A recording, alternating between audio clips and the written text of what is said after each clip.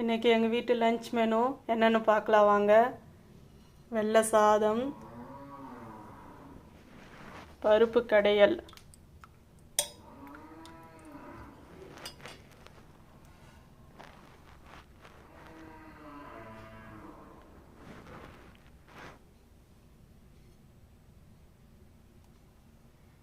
இதுதான் இன்றைக்கி எங்கள் வீட்டு லஞ்ச் மெனு. இந்த லஞ்ச் மெனு பிடிச்சிருந்தா லைக் பண்ணுங்கள், ஷேர் பண்ணுங்கள், சப்ஸ்கிரைப் பண்ணுங்கள். தேங்க்யூ.